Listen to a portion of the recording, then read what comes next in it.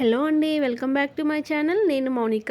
ఈరోజు వీడియోలోని హోటల్ స్టైల్లోని ఉల్లి పెసరట్టు ఎలా ప్రిపేర్ చేసుకోవాలో చూద్దాము. అలాగే పెసరట్టుతో పాటు అల్లం చట్నీ అండ్ కొబ్బరి చట్నీ కూడా ఎలా చేయాలో చూపిస్తాను. చాలా టేస్టీగా అండ్ క్రిప్సీగా ఉంటుందండి ఈ టిప్స్తో మీరు చేస్తే. ముందుగా పెసరట్టు కోసం మనం ముందు పెసలు నానబెట్టుకోవాలండి. ఒక గిన్నె తీసుకొని అందులో 2 కప్పులు నేను పెసలు వేసుకున్నాను. అరకప్పు బియ్యం వేసుకోండి. బియ్యం వేసుకున్న తర్వాత శుభ్రంగా కడిగి పక్కన పెట్టుకోండి. ఈ పెసలు 6 గంటలు నానితే సరిపోతుందండి. మనకు సాయంత్రానికి కావాలనుకుంటే మనం మార్నింగ్ నానబెట్టుకుంటే సరిపోతుంది. ఈ పెసరట్టు పిండి పులియబెట్టవలసిన అవసరం లేదండి, అప్పటికప్పుడు మనం వేసేసుకోవచ్చు. 6 గంటల తర్వాత ఇలా నానుతుందండి. ఈ పెసలంతటిని మిక్సీ జార్లోకి ట్రాన్స్ఫర్ చేసుకోండి. మొత్తం అంతా ఒకేసారి అవ్వదండి, 2 సార్లు వేసుకోండి. ఇందులోనే చిన్న అల్లం ముక్క తీసుకొని ఇలా ముక్కలుగా కట్ చేసి వేసుకోండి. ఈ పెసలతో పాటే అల్లం ముక్క వేస్తే చాలా టేస్ట్గా ఉంటుందండి. అలాగే 2 పచ్చిమిరకాయలు తీసుకొని ముక్కలుగా కట్ చేసి వేసుకోండి.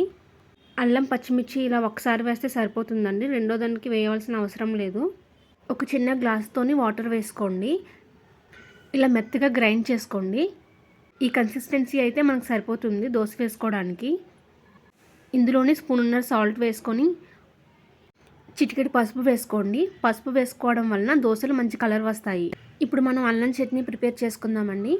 ఈ సైజు అల్లం ముక్క తీసుకొని శుభ్రంగా కడుక్కొని పైన తొక్కంతా తీసి చిన్న ముక్కలుగా కట్ చేసి పెట్టుకోండి. ఇప్పుడు ఒక ప్యాన్ పెట్టుకొని ప్యాన్ హీట్ అయిన తర్వాత 2 స్పూన్ల ఆయిల్ వేసుకోండి. ఆయిల్ హీట్ అయిన తర్వాత 1 స్పూన్ మినపప్పు వేసుకోండి. మినపప్పును దోరగా వేయించుకొని పచ్చిమిర్చి 10-12 ముక్కలుగా కట్ చేసి వేసుకోండి. 2-3 నిమిషాల తర్వాత పచ్చిమిర్చి వేగిపోతాయి. ఆ తర్వాత మనం ముందుగా కట్ చేసి పెట్టుకున్న అల్లం ముక్కల్ని వేసుకోండి. అల్లం పచ్చివాసన పోయినంత వరకు వేయించుకోండి. అందులోనే కొంచెం చింతపండు వేసుకోండి. చల్లారిన తర్వాత మిక్సీ జార్లో ట్రాన్స్ఫర్ చేసుకొని ఇప్పుడు 3-4 స్పూన్ల బెల్లం వేసుకోండి. ఇంకొక స్పూన్ ఎక్స్ట్రా వేసుకున్నా పర్వాలేదండి. ఒక చిన్న గ్లాస్తో గోరువెచ్చటి నీరు వేసుకోండి. 1 స్పూన్ సాల్ట్ కూడా వేసుకోవాలి. మెత్తగా గ్రైండ్ చేసి పెట్టుకోండి.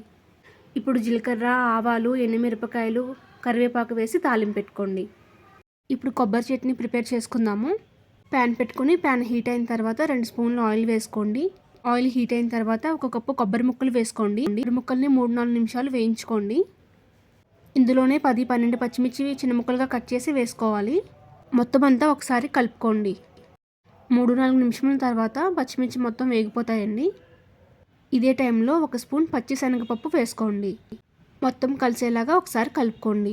మనం ముందుగానే పచ్చిశనగపప్పు వేసేస్తే మాడిపోతుంది కదండి, అందుకు కొబ్బరి ముక్కలు, పచ్చిమిరపకాయలు వేగిన తర్వాత వేస్తే మాడకుండా ఉంటుంది. చల్లారిన తర్వాత మిక్సీ జార్లో ట్రాన్స్ఫర్ చేసుకోండి. ఇప్పుడు తగినంత ఉప్పు వేసుకొని 1 గ్లాసున్నర వరకు వాటర్ వేసుకొని మెత్తగా గ్రైండ్ చేసుకొని పెట్టుకోండి. దోశల్లోకి ఈ కన్సిస్టెన్సీ అయితే బాగుంటుందండి. చట్నీ గట్టిగా ఉండాలి. ఇప్పుడు జీలకర్ర, ఆవాలు, ఎండుమిరపకాయలు, మినపప్పు, కరివేపాకు వేసుకొని తాలింపు పెట్టుకోండి.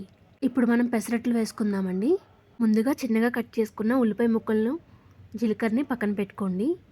ఇప్పుడు దోశ ప్యాన్ పెట్టుకొని ప్యాన్ హీట్ అయిన తర్వాత కొంచెం వాటర్ జల్లుకోండి. ఇప్పుడు ఒక గరిటెతో పిండి తీసుకొని ఇలా రౌండ్గా దోశ వేసుకోండి. 1-2 స్పూన్లు ఆయిల్ వేసుకోండి. పెసరట్లోకి కొంచెం ఆయిల్ ఎక్కువగా ఉండాలి. దోశ ఇలా కాలుతున్న టైంలోని మనం ముందుగా కట్ చేసి పెట్టుకున్న ఉల్లిపాయ ముక్కల్ని దోశ అంతటికి వేయండి. అలాగే కొంచెం జీలకర్ర కూడా పైన వేసుకోండి. ఇప్పుడు చూడండి దోశ అంతా ఇలా క్రిప్సీగా అవుతుంది. ఇప్పుడు చూడండి దోశ ఇప్పుడు బాగా కాలింది. ఈ కలర్ వచ్చిన తర్వాత తీసేసుకోండి. ఇలాగే పిండి అంతటిని ఇలా దోశలు వేసుకొని సర్వ్ చేసుకోండి.